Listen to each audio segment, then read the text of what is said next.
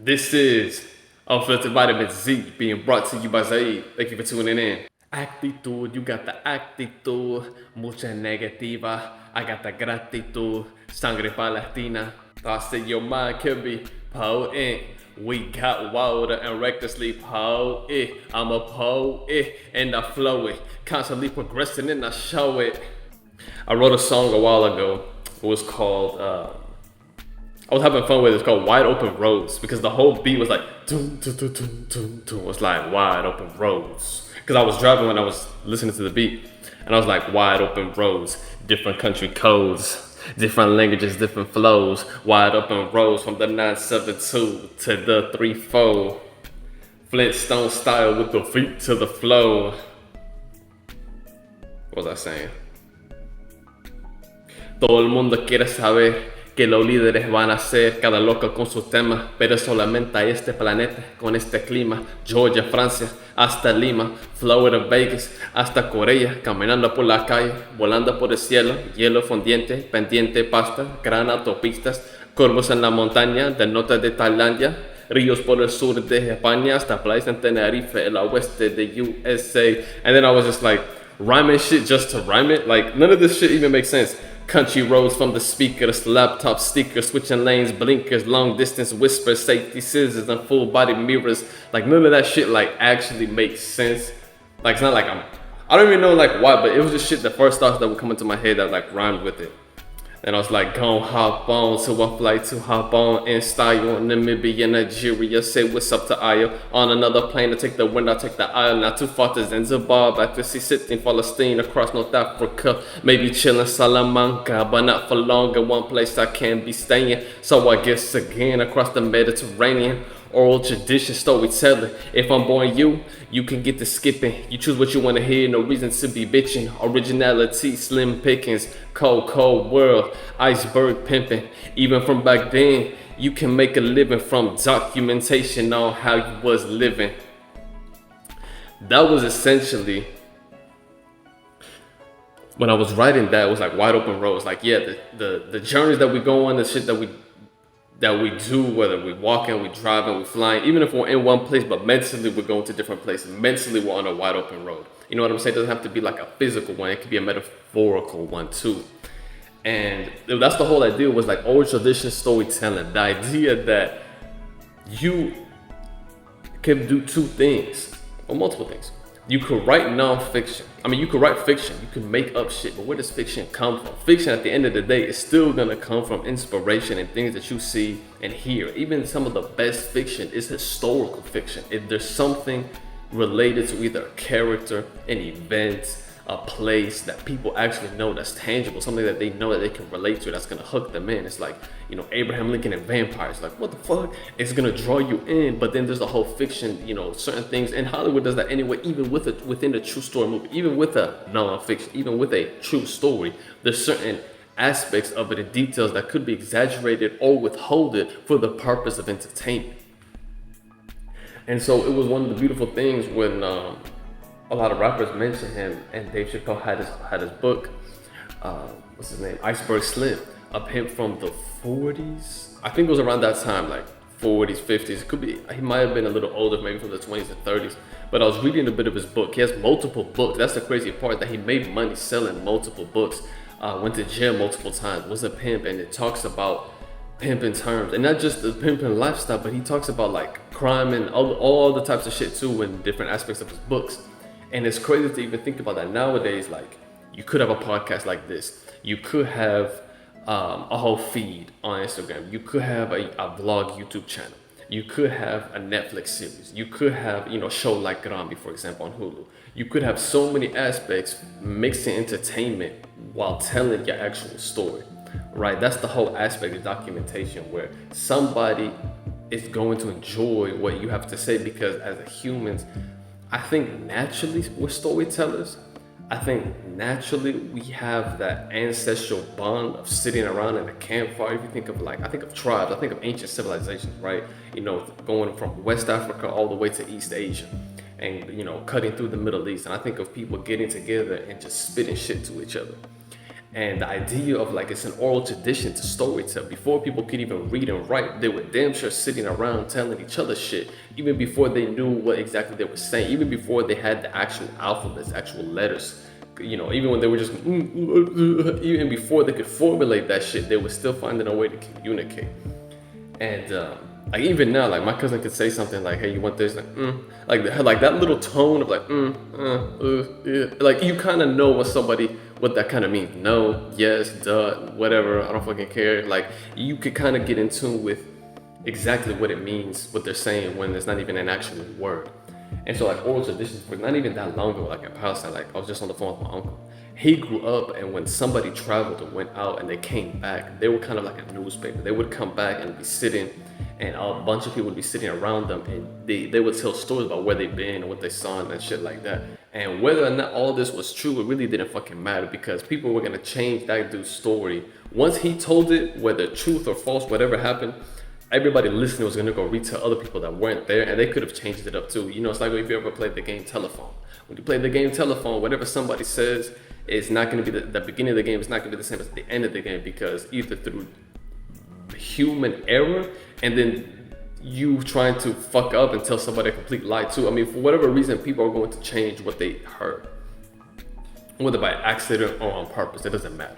So even not that long ago, we still carried that in Palestine, where my uncle would hear people and talk about different journeys and talk about different experiences and talk about just, basic life shit, just by having everybody gather around. It's not like he wrote a story and then sold that story to everybody. No, it was still oral tradition. It was still the power of you hearing something. And even now, like, I'm surprised audiobooks, I don't know too many people that do audiobooks. I have like one or two people. I don't know that many people that read in general. Nowadays, reading is kind of like a rare fucking thing. Like, especially in America. You're more common. You got more local bookstores. You got more generally people where you can see holding a book, going places, on the street or on the park, whatever, just opening up a book and reading.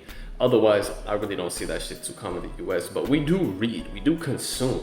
We're just not in the same format we used to. Now it has to be, like short, and it has to be like a lot. You know what I mean? It's gonna be like I'm eating this and eat another one, eat another one. It can't just be one big meal. It has to be like broken up into small, tiny little pieces and then consumed right after another, like sushi pieces. You know what I'm saying? Like kind of like that. Like imagine eating a whole bowl of rice. You probably couldn't do that, but you could probably eat like 100 sushi bites, sushi rolls, and accumulate into the same amount of rice that would have been in the same bowl, but you didn't do that. You ate it up in tiny little pieces. So we do read, just not in the same way we used to. Like I remember one time reading The Three Musketeers, and The Three Musketeers was so fucking long because in between their journeys and their adventures and shit, sometimes they lived just normal ass days of them just chilling around, hanging on the couch, eating together, maybe going to play some tennis or some shit like that. They did normal ass things that they would talk about. I'm like, I don't fucking care about this shit. When are they gonna get into the actual meat, the actual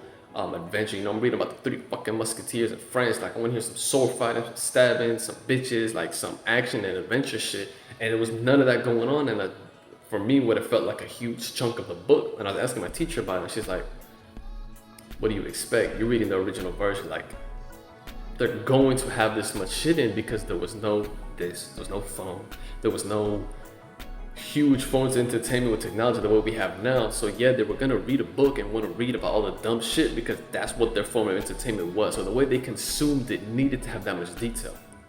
We don't need that much detail now. We have changed the way we consume shit, and our attention span on average has shrunk so much that, like what Dorian from Group 82 Music talks about, the way TikTok is, it's not just like what's the word? A fad. It's like some shit like everybody else is adapting to them in the form of content. It's fucking crazy. That's why I'm like, there is a whole podcast where you could listen to me talk from A to Z, but most podcasts have clips. Every podcast on the YouTube is gonna have some sort of short reels of clips from the podcast, and then even smaller videos of the podcast on top of the whole actual from beginning to end episode of the podcast, simply because people consume content differently, the same way people learn differently. I read this quote, can't remember who said it. It was talking about how school, like having good, I agree with this even before I understood it. I didn't know why. Why did I hate school? Why was I, and again, not that I hate learning. I loved learning. I loved projects and I love using creativity for shit. And I love learning about things that I didn't know. That made me feel more empowered as a person. That made, excuse me, that made my brain feel like the wheels were turning. That like, oh shit, we're on to something. I didn't like busy work. I didn't like sitting there hearing stupid shit from the teacher and hearing stupid shit from the kids for too many hours of the day. At some point, it's just not funny anymore. It's just fucking killing your brain cells. And I could get good grades. I got A's. I graduated high school. I don't know what the weighted GPA was, when they add like the honors, the AP, and the dual enrollment and shit like that. But I know unweighted was a 4.0. Like the lowest grade I got in high school was an A. And then in college, I think I graduated with like a 3.92 or 3.93, one of those two. So getting good, but that didn't make me feel like I was entitled to call myself smart. Because to me, it was smart when I saw like somebody 15 that created this business. To me, smart was like innovating, something like Apple. To me, smart was not just being clever or being intelligent. To me, smart was having so much a collection of.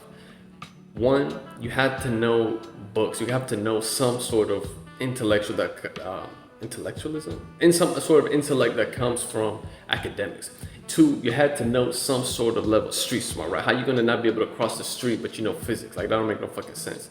And then three, you had to have some sort of like experience mixed with wisdom. And then four, you have to have some sort of product or some sort of record sheet that you've utilized all those things and capitalized on it. Because to me, like talking about smart shit all the fucking time and not making money seems like frustrating. And it's a reason I didn't want to be an academic anymore. Sure, plenty of academics could make six figures. There's a lot of people with PhDs in university have good positions, but to sit around for so many years reading and writing, teaching, reading and writing, and living in this like bubble of talking about shit about the real world, and then once a year going on a vacation to quote unquote explore it, it feels like a total waste of fucking time. To do that for like the entire life. What at some point it would be dope to be teaching, sit around and like spitball ideas with students and shit on all their dumb shit. Yeah, that'd be cool for sure. But to dedicate doing it, it's like, there's a reason people like Steve Jobs, they went to college, like he'd sneak into Stanford and shit, but didn't want to enroll in that and dedicate to that full time. As soon as you think of something, let me go take a chance on this, right? Because he could have not taken a chance on Apple and said, let me continue with school, let me get a job, let me do this, and eventually would have gotten comfortable, eventually would have gotten super comfortable, and eventually never would have had the balls to risk anything, because once you got a mortgage and a wife and kids and they got braces and planning for college, you got all these expenses and shit, it's really hard to go risk all of that, risk that stability, to go bet on yourself with this crazy idea that you're not even sure if it'll work. But it's easier to do that when you do it early. And if you do it early and it succeeds, then you don't need all the other shit. You know what I'm saying? Which is what we're trying to do here. I did go to school. Like, I'm very grateful to have the opportunity to go to education, but I didn't pay for that shit. I didn't get in debt for that shit. Matter of fact, they used to pay me. Like, I had 2 scholarships and those extra money coming into my pocket, and I'm living with my parents, so it was a fucking steal to stay at home and go to school, because yeah, I can learn and it's chill and I can actually be a student. Because what I realized, most of my classmates were not even full-time students. They were doing so many clubs, working and so much other shit. I'm like, when are you gonna read for class? Did you know this class expects you to read before coming in? Like, we used to come in and have to discuss shit and argue shit, and if somebody called on you to like say something or answer a question and you didn't know the reading, you were fucking stupid. You were looking there like, I don't know. So how are you not gonna, if you didn't have the time for that, then what was the fucking point of being enrolled in school in the first place? You know what I'm saying? So it's so many challenges and things like that where sometimes it is necessary depending on where you at, but not necessarily. Nowadays, there's so many different skills that you could get off university. That doesn't have, because that's the thing. Universities feel like they hold the power in education, that there's no certificate or skill set that you could acquire that doesn't come from them. That's what they're assuming. So you have to go through them in order to continue on and get a job. But there's so many skills, like right now, like with computer science and shit like that, you might not necessarily have a degree in computer science, but like what I'm doing online, learning artificial intelligence engineering, like learning data science, learning Python, there's so many videos, there's so many curriculums, so many certificates, and so many different schools online that could be partnered with universities, but you don't necessarily have to be enrolled full time allow you to gain knowledge, gain experience, gain a skill set that you could later add onto your previous skills and build yourself up for a better job. So yeah, school does have its obvious benefits. But for the large scheme of things, I feel like it puzzles me to go spend 70,000 for like an English degree or some other shit like that. We focus so much. A lot of times, well, this is what I feel like when I was in school. When I would look at like, I would study the syllabus of different courses, and I felt like school was essentially giving you a reading list. That you went to school so someone could tell you what to read and what to look for. And most people want to be spoon-fed about shit. If you got a good education, the professor probably made you think a lot and didn't answer most of your questions so you could come up with some of your own. If you had that and you had a good teacher that were looking out for you, trying to get you to think for yourself instead of them spoon-feeding you everything. So even though some teachers do fuck you up on that, where they'll give you this much and then on the test they expect you to do this much. And it's like, you didn't help me out, like not even a little bit. Like, what the fuck? You gotta give me something to chew on, you know.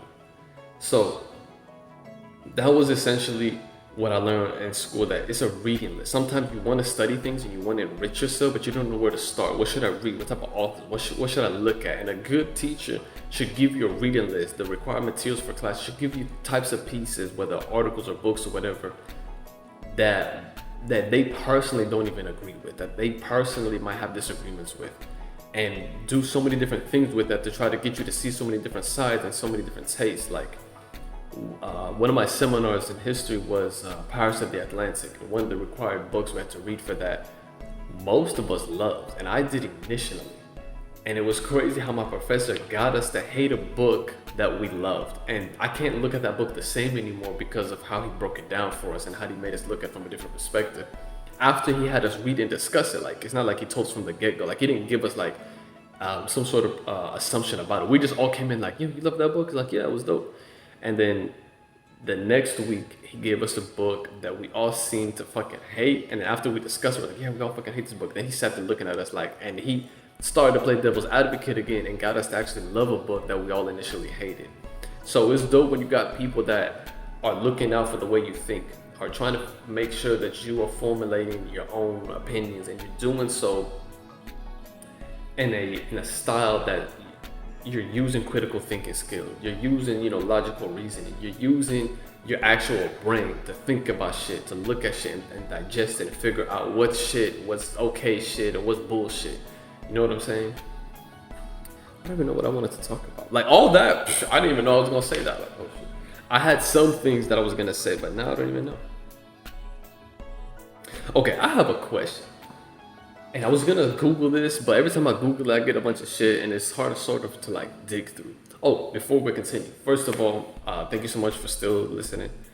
Second of all, I've been noticing more episodes from Frankfurt. Shout out to all the Germans listening. I appreciate y'all. Follow me on Instagram, Zaid UFZ, and subscribe to the YouTube channel as Zaid, and where you can see little clips of this and shit like that. So thank you so much for listening. Thank you for everybody that listens. I truly appreciate it. Stream my music too, Zaid, Z-I-E-E-D, if Laquito Palatino, just out right now, and new music coming soon too. What does religion got to say about mental health? That's done some shit's been on my mind. Like, not necessarily, I'm not talking about depression or feeling depressed. I'm talking about mental health, like schizophrenia. Like, is that considered like any other illness in terms of religion? Like, what is some general bullshit that could be found in religion to discuss that? Because I see so many people religious and so many people with mental health issues. There was a guy from our village that he was basically bedridden for so long. Some people do have some sort of bipolar. Some people do have some sort of anxiety.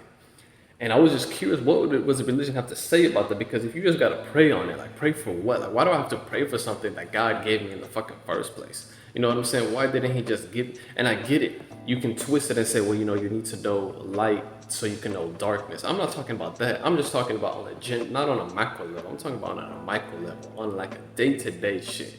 Why give somebody mental health issues? Like, what does religion have to say about that in correlation with like physical health?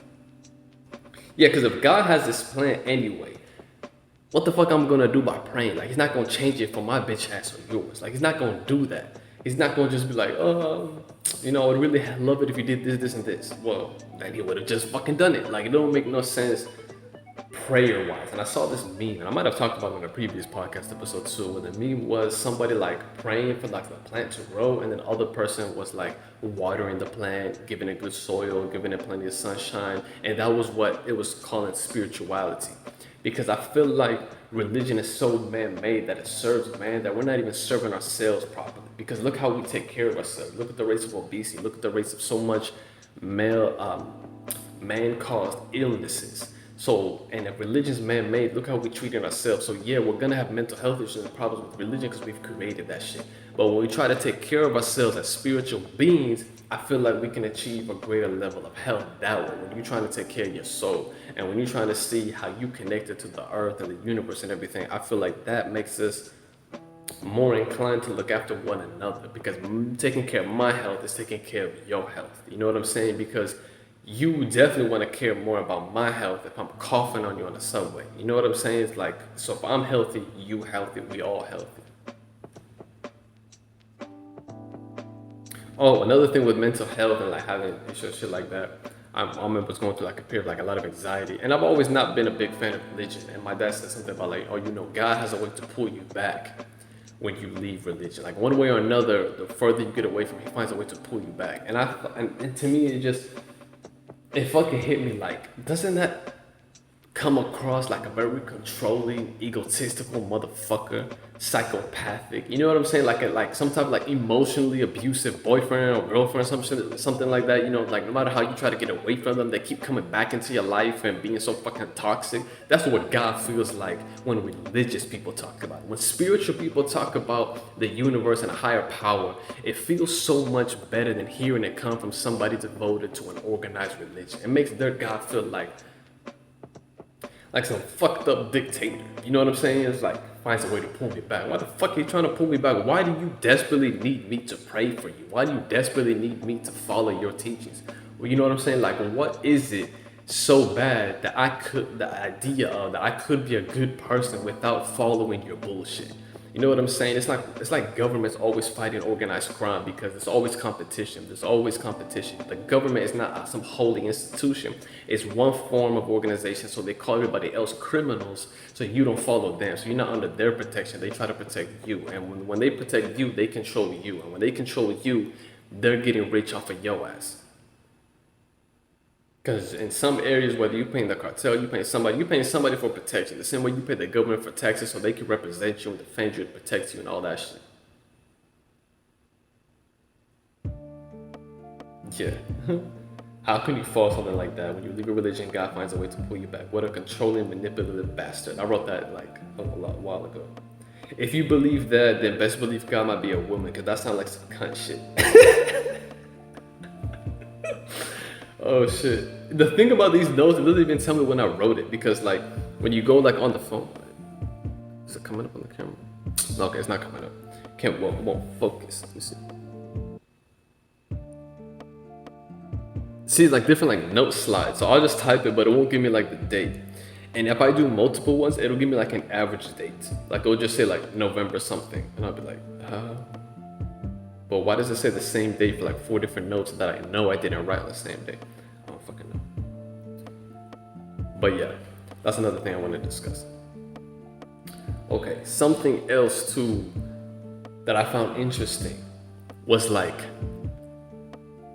good marketing, something that Dorn from Group 82 Music broke down for me. He said a lot of people don't really focus so much on their marketing because they feel like they have a great product. They have a great product and people will just buy it because it's a great product.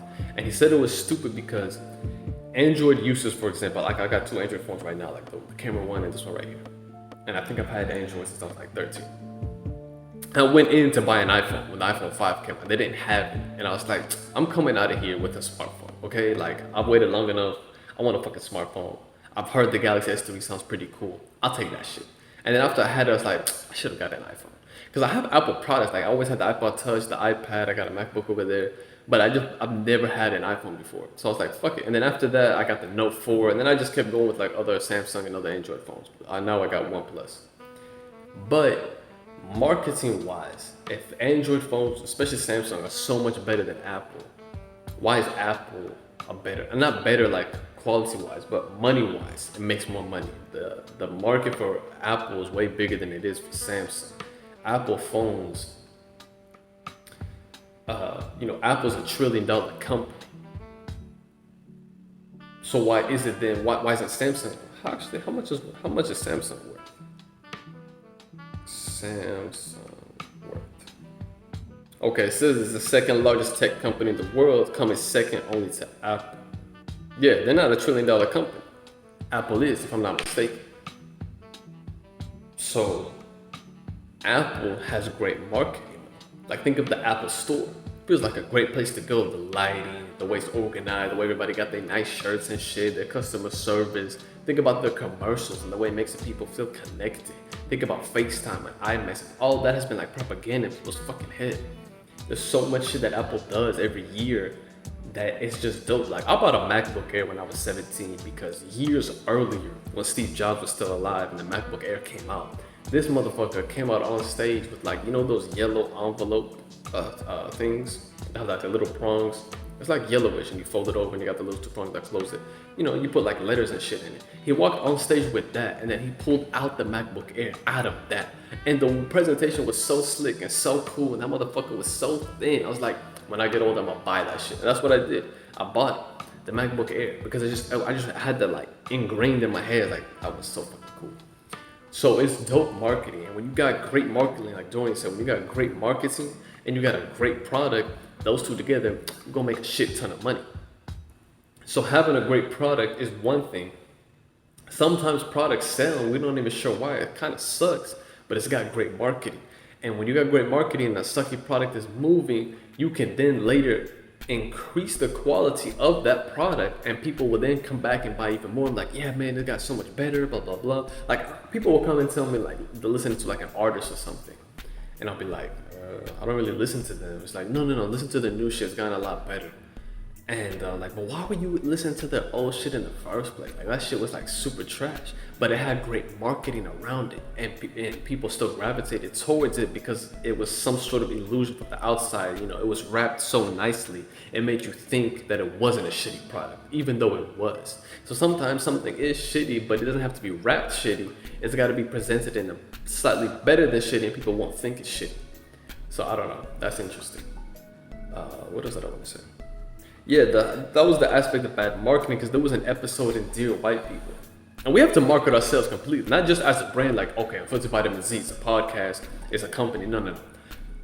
Even personally, we got personal brands, right? And personal networks and our personal communities and our local schools and shit like that. And I was watching an episode of Dear White People, and the girl was, what's her name? Coco. Troy was apologizing. Her ex-boyfriend was apologizing to her, saying, "I'm sorry, I was just using you just for your body." And they're both smart, and she was like, "I'm smarter than you, I'm more ambitious than you, I have this better than you, blah blah blah." But even though she was with him because he's the dean's son, because he's so handsome and he's such on a track, class president, such on a track for success, and that's what attracted him to her. It's wrong for her. It's wrong for him to be attracted. No, what am I saying? She was so attracted to him because of those attributes, right? Of that success pipeline for her to climb with him. And he was so attracted to her because of her body. And it's like, why was it wrong to just be using her body? Because one, the whole success shit, they're still in college. It's not like she was offering much of success, right? For her to be saying that you should be using me for more than what I was just offering. It's like, but you only were offering your body. You were trying to use your body to attract him, to lure him, and to trap him, and for him to be part of your life. Like, that's literally what you were using. You weren't developing such a deep emotional connections with each other. You weren't, you know what I'm saying? It's like, that's all you were doing was attracting your body. You know what I'm saying? It's like, if I'm going to a taco joint, and I get tacos from them all the fucking time, and then, it's like the cook or the owner yelling at me and saying, "Hey, motherfucker, yo, what's good?" You only get tacos. You never buy my fried chicken. You never get my fries. You never get my burgers. You never buy my pizza. I'd be like, holy fuck, bro, put that shit on the menu. I had no idea you were even selling that shit. I only order tacos because I assume that's all you sold. It's like you telling me you were making burgers and pizza in fucking secret. Like, it's a secret menu I didn't know about. Like, how you gonna get mad at me for not ordering other shit when I didn't know you had other shit to offer? See what I'm saying? You were marketing yourself badly. I think I'm gonna end it there. 30 minutes, perfect. Thank you so much again for tuning in. I truly appreciate y'all.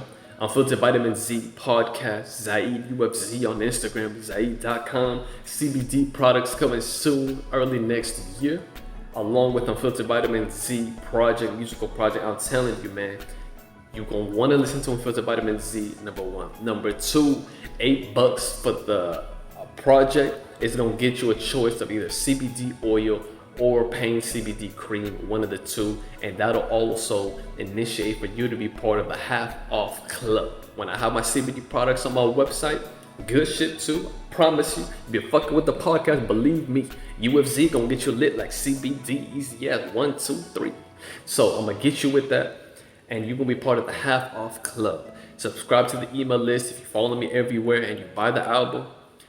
If you buy the project, yeah, it'll be $8. You can get your choice, and then always with, because there won't just be CBD oils and CBD and the pain creams. There'll be all the types of shit too, like CBD with stem cell from Switzerland. Shampoo, conditioners, moisturizers, natural supplements, good shit like that. You know what I'm saying? So stay tuned and follow me. And yeah, thank you so much for listening. Peace.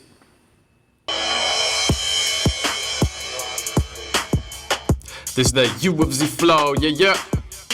This is that UFZ flow, this is that UFZ flow. What ain't